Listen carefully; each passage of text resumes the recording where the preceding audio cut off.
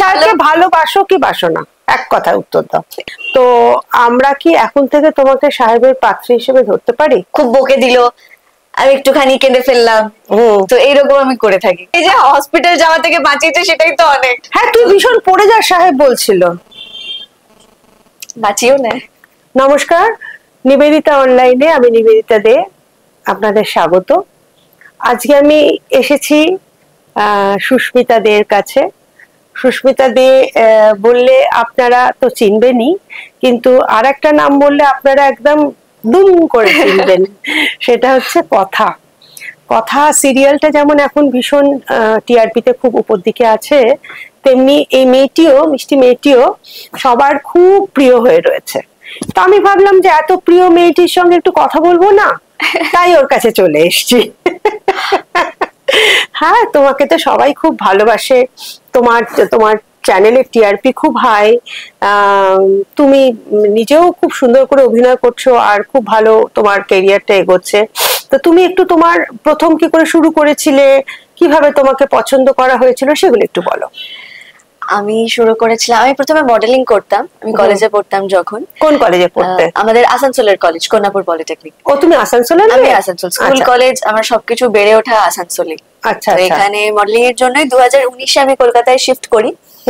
তো এখানে বেশ কিছু জুয়েলারি ব্র্যান্ডের জন্য, শাড়ি ব্র্যান্ডের জন্য, মেকআপ আর্টিস্টদের জন্য শুট করি।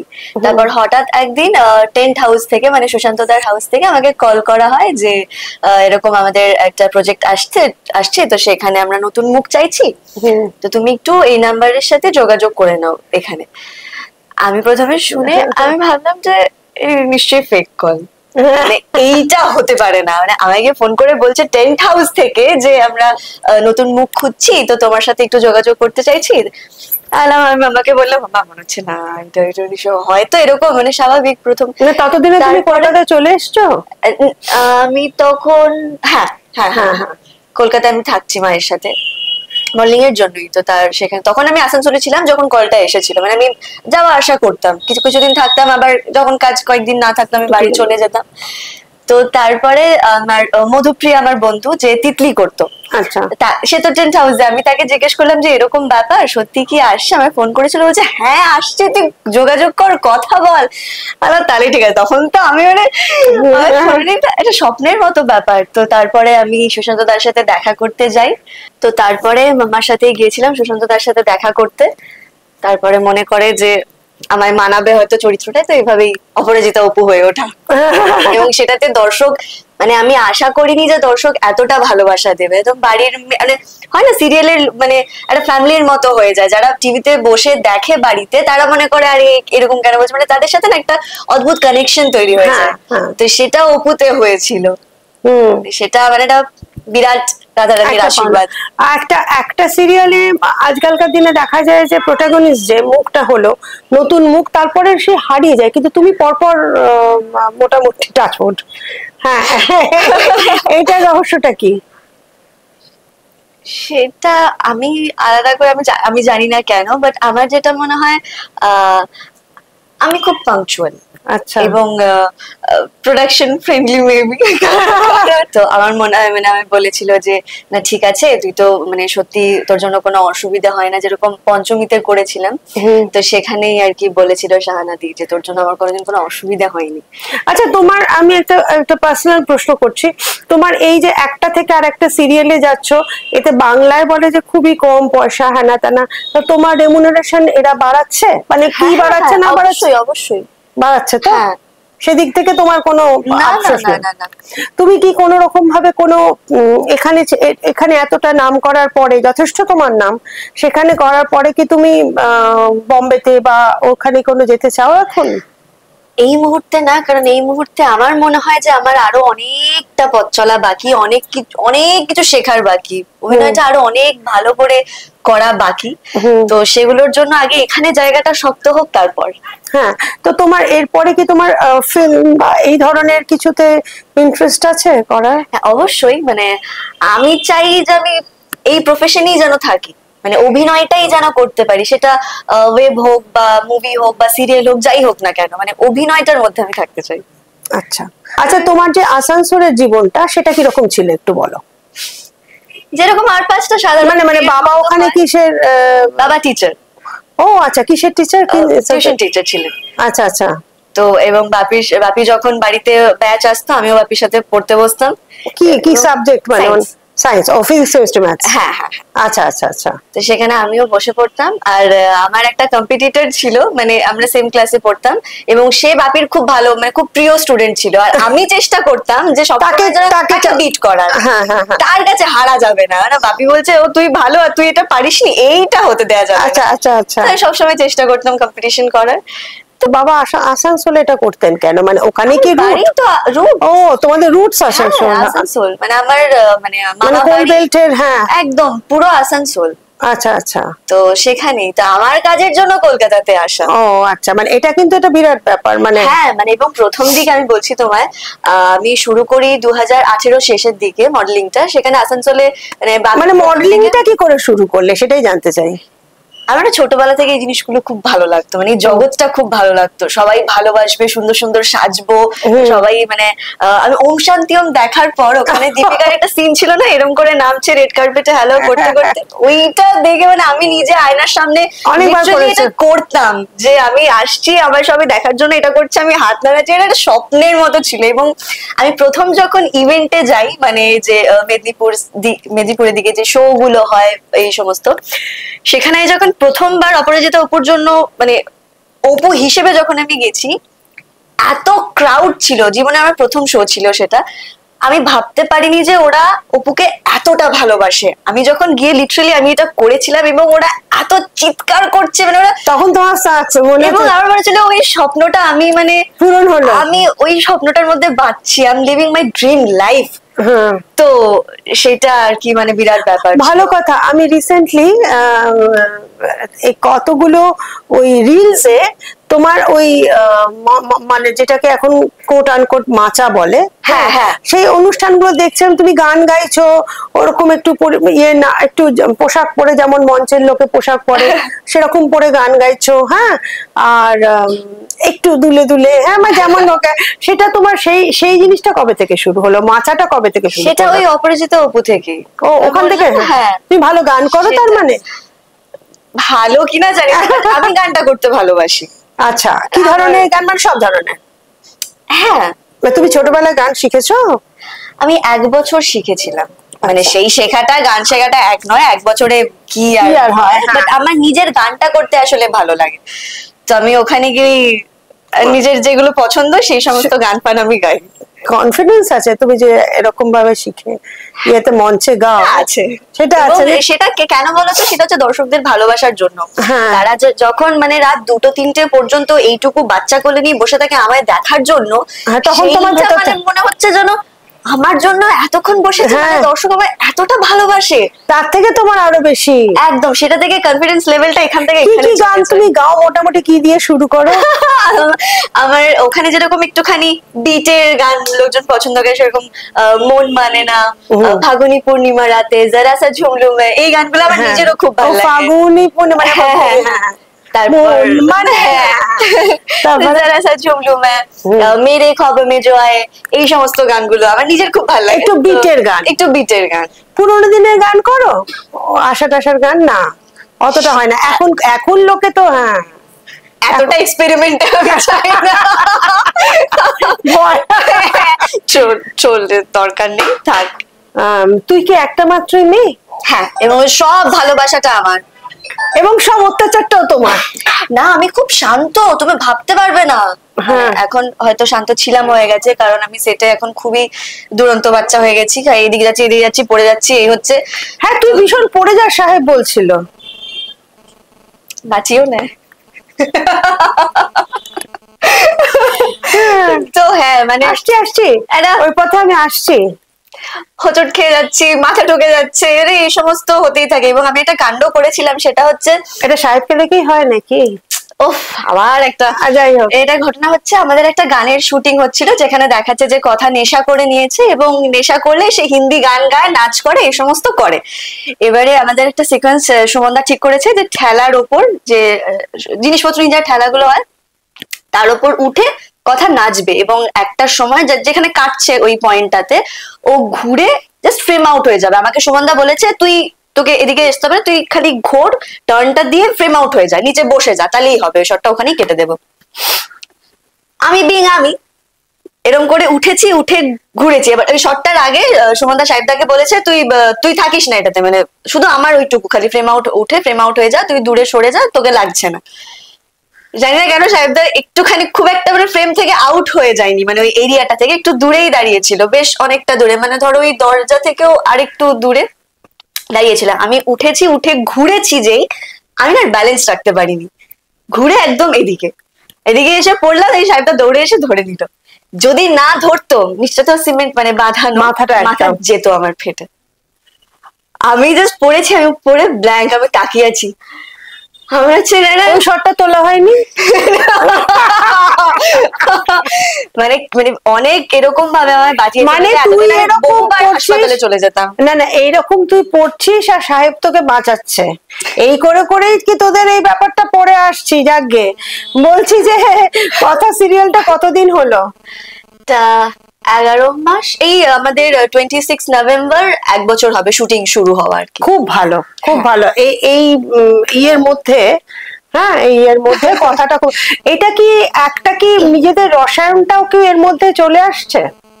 দেখো আমি তোমাকে বলছি, যেমন সন্দীপটা আর রাহুলের রসায়নটা কিন্তু ভীষণ ভাবে ওদের ওই সিরিয়ালটাতে ভীষণ ভাবে, মানে এমন ভাবে চলে এসেছিল যে মানে ওরা অ্যাক্টিং করছে না রিয়েল লাইফ ইয়ে করছে সেটা বোঝা যাচ্ছিল না। তোমাদেরও কিন্তু খানিকটা সেরকম হয়। তো ফলে কি তোমাদের একটা কেমিস্ট্রি আমি ধরছি, কেমিস্ট্রিটা কি সেখানে কাজ করছে? হ্যাঁ অবশ্যই। এই কারণে দর্শক আমাদের একসাথে দেখতে এতটা পছন্দ করছে, এবং তারা চাইছে যে কথা এবির সিন অনেক বেশি করে হোক। এই যে খুনসুটি গুলো হয় আমাদের মধ্যে, যে ঝগড়াগুলো হয়, মিষ্টি ঝগড়াগুলো, সেগুলো দর্শক খুব এনজয় করছে। তোমরা নিজেদের মধ্যে এরকম ঝগড়াঝাটি হয়? ঝগড়াঝাটি ঠিক না, আমি তো প্রচুর বকা খাই। কারণ যখনই মানে ঠিক মতো ফোকাস করি না, বা শটের আগে খুব বেশি হা হা হা করছি, হ্যাঁ তারপরে একটা ডায়লগ ভুলে গেলাম, ব্যাস আর কে বাঁচায় আমাকে? সাহেব দিল ভালো করে, হ্যাঁ আরো ফোকাস করিস না। মানে সুমন সাহেবের সঙ্গে না বকা খাই, সাহেবের কাছে বেশি। আচ্ছা, সাহেবের সঙ্গে তোর আলাপটা তো প্রথম সিরিয়াল থেকেই হয়েছে। হ্যাঁ, প্রথমে তোদের সম্পর্কটা কিরকম? খুব মানে প্রথম দিন থেকেই কি এত বন্ধুত্বপূর্ণ ছিল? না, আমি যখন প্রথম লুক সেটে এসেছিল, আমি তো দেখে ভেবেছিলাম রে সাহেবদা, এরা দেখি একটা রাশভারী গম্ভীর, তো কথাই বলতে পারবো না, অ্যাক্টিং করবো কি? তো তারপরে আস্তে আস্তে মানে আমি একটু চুপচাপ ছিলাম, এখন প্রচুর কথা বলি কথার মতো। তো ওরকম মানে কথা বলে বলে সিন করতে করতে ওরকম যেরকম প্রথমে কথা হেভি ছিল যে ওরা চিনতো না একে অপরকে আর এক্সপ্লোর করছিল, তো সেরকম আমাদেরও হয়েছে। আমরা কথা বলে একে অপরকে এক্সপ্লোর করে মানে কিভাবে সিন করি, মানে যে যার মেকআপ রুমে আগে থাকতো এখন মোটামুটি মেকআপ করে নিয়ে আড্ডা মারা, তাই তো? হ্যাঁ, মানে আমাদের সারাদিনই সব সিনেই আমরা, এবং আমরা থেকে আমাদের সিরিয়ালটা না খুব ফ্যামিলি ওরিয়েন্টেড, তো মানে পরিবারের সবাই সবসময় রয়েছে না, হইচই হচ্ছে সবসময়, ছোটকা রয়েছে না, হইচই করছে। তো সেরকমই মানে আমাদের সত্যি ওরকম হয়, আমরা ফ্লোরে বসে সবাই বাড়িতে আসে। এতক্ষণ বাদে বলতে হলো কেন? হঠাৎ করে এরকম একটা প্রশ্ন করবে? না এমনিতে তোমাকে তুলতে আসে মানে? আচ্ছা, আমার গাড়ি নিয়ে যাই আমি মোস্টলি আমি দিয়ার সাথে যাই। আচ্ছা আচ্ছা আচ্ছা, যাই হোক, দিয়া আমার জাস্ট 1 কিলোমিটার দূরে থাকে, তো ওর সাথে। তো হ্যাঁ, মানে আমরা সবসময় হইচইটা মানে হয় না, অফ স্ক্রিনটা না অন স্ক্রিনে খুব রিফ্লেক্ট করে, এবং আমাদের এই ফ্যামিলি বন্ডিংটা যেটা, সেটা সেই জন্য হয়তো দর্শকদের দেখতে এতটা ভালো লাগে, কারণ আমরা নিজেদের মধ্যেও সত্যি ওই হইচইটা থাকে। এবারে এই গল্প করছে, ছোটকা গান গাইছে হঠাৎ করে ফ্লোরের মধ্যে, এই সমস্ত হতে থাকে। আচ্ছা, সবই বুঝলাম। এবার কথাটা হচ্ছে তোমার একটা, এবার একটু ব্যক্তিগত স্তরে ঢুকছি। হ্যাঁ, তোমাদের এখানে আমি ওই কথাটায় যাচ্ছি না যে তোমার পুরনো একজন একটা প্রেমিক ছিলেন এবং তার সঙ্গে তোমার এই মানে এখানেই বোধহয় ফ্ল্যাটের তিনি থাকেন, এখনো থাকেন? হ্যাঁ, মানে এখানে না, মানে যে ফ্ল্যাটে তোমরা আগে ছিলে সেই ফ্ল্যাটে উনি থাকতেন একসঙ্গে, মানে ওপর নিচে থাকতেন? একসঙ্গে না, ওপর নিচে থাকতেন না। তাহলে সেটা জাস্ট নতুন কেনা হয়েছে, আমি তো এখানেই। মানে সেই ফ্ল্যাটটা নতুন কেনা হয়েছিল তোমাদের নিজেদের জন্য? ওটা মেইনলি স্টুডিও করবে বলে কিনেছিল, কিন্তু তোমরা এখানে চলে এসছো, মানে তোমরা তো এখানেই থাকো। হ্যাঁ, আমি মা বাবার সাথেই থাকি বরাবর। আর সেই ফ্ল্যাটে আর কখনোই যাওয়া না, হয়নি। তো তোমাদের ওই রিলেশনশিপটা এখন মোটামুটি কেটে গেছে, তাই তো? হুম। এই রিলেশনশিপটা কাটার পেছনে সাহেবের কতটা হাত আছে? একদমই হাত নেই, কোনো সম্পর্ক না, কোনো তৃতীয় ব্যক্তির কারণে নষ্ট হয় না, সেটা হ্যাঁ। নিজেদের মানে ওই মানুষ দুটোর আন্ডারস্ট্যান্ডিং, মানে পরিস্থিতি, এইসব কিছুর জন্যই আমার মনে হয় সেটা, তো সেটার জন্যই। একটু এক্সপ্লেন করবে কিরকম কারণটা? একদম এটা নিয়ে কিছু বলতে চাই না। মানে সেটা কি তিক্ততার মধ্যে দিয়ে কেটেছে? সেরকম কিছুটা না, বাট নিজেদের মধ্যে বোঝাপড়াটা ঠিক হচ্ছিল না, তো সেই কারণে আমাদের মনে হলো যে আর হয়তো বিষয়টা ওয়ার্ক করছে না, তো এবারে তার সেপারেট। সঙ্গে আলাপটা কিসে হয়েছিল? একটা ইভেন্ট থেকে, মানে তারই একটা ইভেন্ট থেকে। ও সেই ইভেন্ট ম্যানেজার ছিল নাকি? হ্যাঁ। আচ্ছা আচ্ছা, ঠিক আছে, এর মধ্যে আমি আর ঢুকছি না। Thank you. আচ্ছা, হ্যাঁ হ্যাঁ হ্যাঁ। আচ্ছা, এরপরে যে ইয়েটাতে আসছে সেটা হচ্ছে যে সাহেবের সঙ্গে তোমার সম্পর্কটা নিয়ে যথেষ্ট কথা হয়, যথেষ্ট চর্চার মধ্যে থাকো তুমি। তোমার সঙ্গে সাহেবের সম্পর্কটা ঠিক কিরকম একটু এক্সপ্লেন করো। অনেকটা ভালো বন্ধুত্ব, এবং তার সাথে হচ্ছে সাহেবদা খুব ভালো টিচার আমার, এবং আমার থেরাপিস্ট, প্রবলেম সলভার, যে খানিকটা ডোরেমনের মতো, মানে ডোরেমনের একটা পকেট থাকে যেখান থেকে ও নবিতার জন্য মানে যে কোনো রকমের প্রবলেম হোক না কেন একটা গ্যাজেট বের করে যে এটা দিয়ে সলভ হয়ে যাবে। তো সাহেবদা খানিকটা সেরকম, যে কোনো রকমের সমস্যা, সিনের সমস্যা হোক বা এমনি আমার কোনো কোনো কিছুতে প্রবলেম হলো, তাহলে এটা হয়েছে, এটা কি করে করবো, পার্সোনাল প্রবলেম সলভ করে, মানে যে কোনো রকমের প্রবলেম, যে কোনো মানে রকমের প্রবলেম হোক, যাই হোক। Friend, philosopher and guide. একদম একদম একদম পারফেক্ট বলেছো। তাই তো? হ্যাঁ। আচ্ছা, বন্ধুর থেকে কিছু বেশি? এই যে বেশি, এটাই তো। এবার তোমাকে সরাসরি একটা প্রশ্নে চলে যাই যে আমি যখন ভয় লাগে আমার। হ্যাঁ, না না, ভয় কি আছে? সাহেবের সঙ্গে আমি যখন কথা বলেছিলাম আমার এই চ্যানেলে, তখন সাহেব তোমার প্রতি খুবই নরম মনোভাব বলছে যে, ও বাবা, ও তো সারাক্ষণ পড়ে যায়, হ্যাঁ, ওকে ওকে সামলাতে সামলাতে আমার দিন যায় না। বাবা, তুমি এখন থেকে সামলাতে শুরু করে দিয়েছো? তো খুব লজ্জা পেয়ে গেছিল। হ্যাঁ, তো তোমাকে ও কিরকম সামলায়? আমি যদি কোনো সিনে কোনো কিছু ভুল করছি, ডায়লগে স্ক্যানিং ভুল করছি, সেটা বুঝিয়ে দেওয়া, বা কিছু হয়তো বা সত্যি হয়তো পড়ে যাচ্ছি, ধরে নিল, বেঁচে গেলাম, তো এইভাবেই আর কি। মানে তো ওখানে সবাই জানে যে তোমার রেস্কিউয়ার হচ্ছে সাহেব, তাই তো? হ্যাঁ, সুপারম্যান। বাবা, পারি না। রে, তুমি সাহেবকে ভালোবাসো? বললাম না, মানে না না, তুমি সাহেবকে ভালোবাসো কি বাসো না? এক কথায় উত্তর দাও। এটার কোনো উত্তর নেই। না না, উত্তর দিতেই হবে। হাসিটা দেখে বুঝে গেছি, ছেড়ে দাও। সেরকম কিছু না, মানে বিষয়টা হচ্ছে যে অবশ্যই এটা বন্ধুত্বের মধ্যে যে ভালোবাসাটা থাকে সেটা নিশ্চয়ই আছে। ভীষণ ক্লিশে, বন্ধুত্ব বন্ধুত্ব ভীষণ ক্লিশে। সত্যি আমরা খুব ভালো বন্ধু, এবং যে ফিলোসফার, থেরাপিস্ট, সেরকম আর কি। আচ্ছা, তোমাদের একটা বিয়ের কথা নিয়ে চিন্তা হচ্ছিল, কারণ আমি যতদূর জানি যে সুব্রত দা, মানে সুব্রত ভট্টাচার্য, ওনার একটা ডিমেনশিয়া বা ওরকম একটা অসুখ মানে ওনার হয়েছে, যেটা ওরা বলছিল, মানে সাহেবও বলছিল, ওর মাও বলছিলেন যে এরকম। ফলে সাহেব চাইছিল যে পরের বছর ওরা বিয়েটা সেরে নেবে। হ্যাঁ, তো সেক্ষেত্রে আমরা আলোচনা করছিলাম।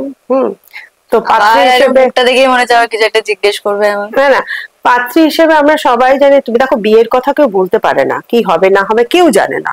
হ্যাঁ, বিয়ের দিন ঠিক হয়ে গিয়েও ভুল হয়ে যায়। হ্যাঁ, তো আমরা কি এখন থেকে তোমাকে সাহেবের পাত্রী হিসেবে ধরতে পারি? দেখা যাক না কি হয়। দেখা যাক না কি হয়, point to be noted, point to be noted, দেখা যাক না কি হয়। ঠিক আছে, এবার তুমি আমাকে বলো, তুমি আর সাহেব এর বাইরে কোথায় কোথায় মানে লং ড্রাইভে গেছো? কোথাও যাইনি। গেলেও বলবে না। সিনেমা দেখতে গেছো? কোথাও যাইনি। ও তোমায় কোনো গিফট করেছে? না। তুমি কোনো গিফট করেছো? এত ঘট মারতে ভাল লাগে, এত গুল মারতে ভাল লাগে, একটা সিরিয়াস ইন্টারভিউ থেকে তুমি জানো। আমি রিসেন্ট একটা গিফট দিয়েছি, সেটা হচ্ছে পেঁচা। কি পেঁচা? এমনি পেঁচা। কাঠের? কাঠের না, ওই মাটির, কি বলে না ওই মাটিটাকে, মানে তোমার ওই টেরাকোটা? হ্যাঁ, হতে পারে ওরকম। কত বড়? এরকম কারণ আমাদের মাঝখানে কিছু না একটা কথা হচ্ছিল যে কি নিয়ে, বেশ প্যাঁচা ফ্যাচা নিয়ে। আমি বলছিলাম যে প্যাঁচাটা খুব কিউট হয়, সুন্দর দেখতে হয়। তো আমাদের ওখানে একটা ঘট আনা হয়েছিল যেটা একটা প্যাঁচার মুখ আঁকা ছিল। আমি সেটা দেখিনি প্রথমে, সেটা দেখে আমি বললাম যে প্যাঁচার মুখ দেখে নিশ্চয়ই সুন্দর, আমার মতো হবে। দিয়ে তারপরে দেখা হয়েছে ঘরটা, নিশ্চয়ই তোমরা দেখেছো ঘটের প্যাঁচার মুখটা, মানে একটু মোটামুটি আর কি, অতটাও কিউট লাগছিল না। বলছে এইটাই তোর মতো দেখতে। ঠিক আছে, প্যাঁচা প্যাঁচা এরকম। তো সেই জন্য একটা প্যাঁচা দিয়ে। ও তোমাকে কি গিফট করেছে? একটা তো ছোট কিছু গিফট করেছে, মনে করে দেখো। না, 1 বছরে কিছু গিফট করেনি, শুধু ভালোবাসা। এই যে হসপিটাল যাওয়া থেকে বাঁচিয়েছে সেটাই তো অনেক। হ্যাঁ সত্যি তাই। আচ্ছা, ও কি মানে ও যে কেয়ারিং, তোমাদের যে ধরো এই 1 বছরের মধ্যে ফ্যামিলিতে তো নানা রকম ওঠাপড়া চলে, সেখানে কি ও সেগুলোতে বদার্ড, মানে তোমার মা বাবার সঙ্গে ওর আলাপ আছে? সেভাবে আলাপ নেই, এমনি সেভাবে আলাপ নেই, মানে মানে মানে আলাপ নেই আর কি। আলাপ নেই মানে একবার কথা হয়েছিল, তখন সেখানে বলেছিল যে ও স্টুডিওতেই বোধহয় বলেছিল যে হ্যাঁ খুব প্যাম্পার করি আমরা ওকে। তো বলছে হ্যাঁ সে তো বুঝতেই পারছি, মানে আমি না খুব একটুতেই ইমোশনাল তোমার হয়ে মা যাই। বাবা গেছিলেন স্টুডিওতে? মা গেছিল বোধহয় কিছু এক কারণে, আমার জন্য শরীর ভালো ছিল না, সেজন্য হয়তো গেছিল, তখনই হয়তো। আর এরকম হয়, মানে হয়তো খুব বকে দিল, আমি একটুখানি কেঁদে ফেললাম, তো এইরকম আমি করে থাকি। তারপর আবার একটু ঠিক আছে ঠিক আছে ঠিক আছে এরকম করে করে আবার আবার চলো চলো চলো। আচ্ছা, তুমি কেঁদে দিলে, তারপর ও তোমাকে কি করে ইয়ে করলো? কিছুই না, মানে হ্যাঁ ঠিক আছে ঠিক আছে হয়ে গেছে, সে সমস্তই আর কি। মানে আমি একটু চট করেই আর কি চোখে জল চলে আসে, তো সেরকম। এখন বকা খেতে খেতে ঠিক আছে। মানে এখন আচ্ছা শোনো, তুমি যদি বিয়ে, আমি ধরছি না, ধরো তোমাদের যদি বিয়ে হয়ে যায়, তারপরেও কি তুমি সিরিয়াল চালিয়ে যেতে পারবে? হ্যাঁ, বিয়েটা তো অন্য কারোর সাথে হতে পারে। তুমি কি সিরিয়াল চালিয়ে যাবে বিয়ের পরেও? যদি বাই চান্স তোমার 1 বছরের মধ্যে বিয়েটা হয়ে যায়, তুমি কি সিরিয়ালটা বন্ধ করে দেবে? না না, একদমই না, চালাবে। হ্যাঁ অবশ্যই, আমি বললাম না অভিনয়ের মধ্যেই থাকতে চাই। হ্যাঁ, মানে যতদিন পারবে। হ্যাঁ, যতদিন পারবে অভিনয়ের মধ্যে, এবং যতদিন পারবো বিয়েটা না করার চেষ্টা করব। যে এবার তোমাকে আমি জিজ্ঞেস করছি, তুমি তো সিরিয়াল করো, তোমার আগে যে সিরিয়ালস গুলো হয়েছে, মানে ধরো অনেক পরিচিত পরিচিত সিরিয়াল তো মানে তুমি নিশ্চয়ই ছোটবেলা থেকে দেখেছো। হ্যাঁ হ্যাঁ, তো সেই সিরিয়ালের মধ্যে তোমার কাকে ভাল লেগেছে, মানে কে তোমার মানে ফেভারিট, এগুলো একটু বলো এবারে। সেরকম ভাবে না, আমি ছোটবেলাতে মামা বাড়িতে ওগবধূ সুন্দরী দেখতাম। আচ্ছা আচ্ছা, হ্যাঁ। এবং সেখানে ঈশান ললিতা একটা প্রচন্ড একটা ক্রেজ ছিল, এবং সবাই ওদের খুব ভালোবাসতো ওই কাপলটাকে। তো তারপর আমি যখন পঞ্চমীতে জানতে পারি যে আমার অপোজিটে রাজদীপ আছে, তা আমার খুব ভালো লেগেছিল। আমার মনে হচ্ছিল যে আমি তখন ক্লাস 4-5-এ পড়ি বোধহয়, বা 6 এরকম কিছু একটা হবে। তো আমার মনে হচ্ছিল যে আমি যাকে ছোটবেলায় টিভিতে দেখতাম, আমার যে সিরিয়ালটা দেখতে এত ভালো লাগতো, তো সে আমার হিরো হচ্ছে, সেই ব্যাপারটা আমার খুব ভালো লেগেছিল। আমি রাজদীপকে বলেছিলাম, জানো আমি এরকম দেখতাম ছোটবেলায় ওগবধূ সুন্দরী, আমার খুব ভালো লাগতো। আমি মানে আমার খুব ভালো লেগেছে যে সেই নায়ক এখন আমার অপোজিটে, মানে আমরা একসঙ্গে কাজ করবো। তো আমার সেটা খুব তোমার ছোটবেলায়, তুমি এখনো ছোটবেলা, যাই হোক, তোমার আইসিআইসি টা কোন ইয়ার তোমার? 14। 2014 আইসিআইসি? ভগবান, ওগবধূ সুন্দরী তোমার ভাল লাগতো। তারপরে তোমার এমনি নায়ক নায়িকার মধ্যে কাকে ভাল লাগে বাংলায় ফিল্মে? দেব। দেব? আর আর কাউকে না? জিৎ জিৎ না, শুধু দেব? দেবের সঙ্গে অভিনয় করতে চাও?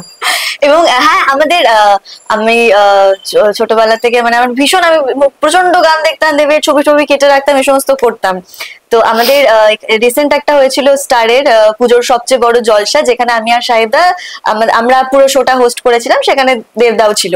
তো সেখানে আমরা একসঙ্গে স্ক্রিন শেয়ার করেছি, সেটা আমার খুব ভালো লেগেছিল, যে আমি ছোটবেলায় যারা তো ফ্যান ছিলাম তার সাথে আমি কাজ করতে পেরেছি, সেটা আমার খুব ভালো লেগেছিল। Very nice. আর তোমার নায়িকাদের মধ্যে কাকে ভালো লাগে? কোয়েল মল্লিক। ঈশাকে আমার ভালো লাগে, ঈশা সাহা, চোখগুলো খুব সুন্দর লাগে আমার। আচ্ছা আচ্ছা, ঈশা সাহাকে ভালো লাগে। তা তোমার আর হিন্দিতে তুমি যদি বলো, তার কে তোমার খুব প্রিয়? শাহরুখ খান। আর কোনো অপশনই নেই। আর নায়িকাদের দীপিকা মধ্যে পাড়ুকোন। দীপিকা পাড়ুকোন, মানে সেই অনুষ্ঠানটি আমি হাত নাড়াতাম, তাই তো? আচ্ছা, তাহলে এই হচ্ছে তোমার ফেভারিট। আর গায়ক গায়িকা, তুমি যেহেতু গান গাও এবং মঞ্চে গান গাও, সুতরাং তোমার মানে গায়িকা সেটার হিসেবে, সাথে আমার গানের সাথে প্লিজ এভাবে না না তোমার লিংক করো না, লিঙ্ক করছি না, বলছি যে তবু তোমার গায়ক গায়িকা অরিজিৎ সিং, শ্রেয়া ঘোষাল, অরিজিৎ এখন সিং, শ্রেয়া 90% ঘোষাল, লোকজনের সত্যি তাই, পছন্দ সত্যি তাই। তারা। আর অরিজিৎ সিং এর একটা গান আর শ্রেয়া ঘোষালের একটা গান বললে কি বলবে, একটু ভেবে বলো। অরিজিৎ সিং এর হচ্ছে ওই তুম হি হো, হ্যাঁ, ওটা। আর শ্রেয়া ঘোষালের নতুন যে আমি যে তোমার, সেটা আমার হ্যাঁ। ভীষণ ভালো আমি লেগেছে। আমি যে লুপে তোমার, শুনছি গানটা, আমার হ্যাঁ। লিরিক্স গুলো খুব ভালো লেগেছে গানটার। ওটা খুব সুন্দর গান, খুব। খুব সুন্দর গান। তাহলে এই দুটো তোমার হলো। আচ্ছা, আবার আমি একটু সাহেবে ফিরে যাচ্ছি। ওখান থেকে আমি বেরোতেই পারছো না শোনো, দেখছি। আমার সাহেবের ইন্টারভিউটা করার পরে সাহেবের ইন্টারভিউ এর নিচে কমেন্টসে তুমি যদি দেখো, একবার দেখেছো কমেন্টস গুলো আমি দেখি। কমেন্টসটা একবার পড়ো, যে দিদি নিয়ে আসুন, দিদি ওদের দুজনকে নিয়ে আসুন, দিদি ওদের দুজনকে ভীষণ। আচ্ছা, তুমি এমনিতে কতটা ঘরোয়া? জিরো। জিরো? এই যে দেখছি তুমি মাকে বলছো চানটা করে নাও, ওনাকে খেতে দাও, এই করো সেই করো, তার মধ্যে ওইগুলো ঠিক আছে, মানে বলার জন্য আমি ঠিক আছি। কিন্তু রান্না বান্না রান্না কিচ্ছু করতে পারো না। আচ্ছা, ভালো কথা, তোমার সুব্রত ভট্টাচার্য আর ওনার স্ত্রীর সঙ্গে আলাপ আছে? হ্যাঁ, আন্টির সাথে আলাপ আছে, আলাপ। ওদের বাড়িতে কি আলাপ হয়েছে? হ্যাঁ, আমাদের একটা ইন্টারভিউ ছিল, মানে ওই তো সেখানে আমি বাড়ি গিয়ে তারপর আমরা একসাথে গেছিলাম। তো সেখানে আন্টি সুন্দর লুচি, সাদা আলুর তরকারি, মিষ্টি ফিষ্টি বানিয়ে দিয়েছিল, খেয়েছিলাম। ভালো লেগেছিল আন্টিকে? হ্যাঁ, আন্টি খুব মিষ্টি। হ্যাঁ। আর ইয়ের সঙ্গে, সুব্রত ভট্টাচার্য, ওনার সঙ্গে আলাপ হয়নি। আচ্ছা, তাহলে তোমার এমনিতে তোমার ভবিষ্যতের পরিকল্পনাটা কি, মানে অভিনয়ের দিক থেকে? ওই যে বললাম, মানে যে কোনো প্ল্যাটফর্মে অভিনয়টা আর কি। নাটকও করতে চাও? হ্যাঁ, অভিনয়ের মধ্যে থাকতে চাই, ব্যাস। এইটাই এইটাই। এটাই তোমার স্বপ্ন? হ্যাঁ। তাই তো। আচ্ছা, ওর এই স্বপ্নটা যাতে সত্যি হয়, সেইটা আমরা প্রার্থনা করব। আর বাদ বাকি আপনারা যা বোঝার বুঝে নিন। হ্যাঁ, বাকিটা আমি বলছি না। আর ভীষণ মিষ্টি মেয়ে, মানে ওর সঙ্গে ওকে সুস্মিতা খুব মিষ্টি মেয়ে। আর সাহেবের যে কেন ওকে পছন্দ আমি জানি, বুঝতে পারি। আর দেখা যাক ওদের বিয়েটা হয় কি না হয়, কারণ বিয়ে তো লাখ কথায় হয়, সেটা হবে কি হবে না সেটা ওরাই জানে। সুতরাং হ্যাঁ হ্যাঁ, সেটা দেখা যাক কি হয়। দেখা যাক না কি দেখা যাক কি হয়। আপাতত ওদের সিরিয়ালটা খুব ভালো চলছে, চলুক, এবং ওরা খুব ভালো থাকুক, এবং ওদের সংসার জীবন এবং ওদের কাজের জীবনটা, ওর কাজের জীবনটা খুব সুন্দর করে কাটুক, এই আশা রেখে আজকের অনুষ্ঠানটা না, শেষ আরেকটা করছি। কথা বলতে হবে আমাকে, কি? যেটা আমি সব ইন্টারভিউ শেষে বলে থাকি, এরা কি? তোতা পাখির মতো আমার শিখিয়ে দিয়েছিল প্রথম, তো যেটা প্রথম দিন থেকে শিখিয়ে দিয়েছিল তোতা পাখির মতো, এই সুইচটা দিলাম। প্রতিদিন সন্ধ্যে 7টায় শুধুমাত্র স্টার জলসায় দেখুন কথা। হ্যাঁ, তো ওর কথা দেখুন স্টার জলসায় সন্ধ্যে 7টায়। তো ভালো থাকবেন এবং আশেপাশে সবাইকে ভালো রাখবেন। নমস্কার। নমস্কার, আমি সুস্মিতা। আজকে নিবেদিতা দির সাথে আমার একটা ইন্টারভিউ হলো, এবং উনি খুবই মিষ্টি মানুষ, এবং ওনার চ্যানেলের নাম হচ্ছে নিবেদিতা অনলাইন। যারা যারা সাবস্ক্রাইব করনি, চটপট সাবস্ক্রাইব করে নাও। লাইক কমেন্ট শেয়ার তো আছেই, তার সাথে আমার সত্যি খুব প্রথম আলাপ দিদির সাথে আমার, তো আমার খুব ভালো লাগলো কথা বলে, এবং উনি উনি অনেক বছর ধরে কাজ করছেন, এবং আমার সত্যি খুব ভালো লাগলো কথা বলে আজকে তোমার সাথে। Thank you.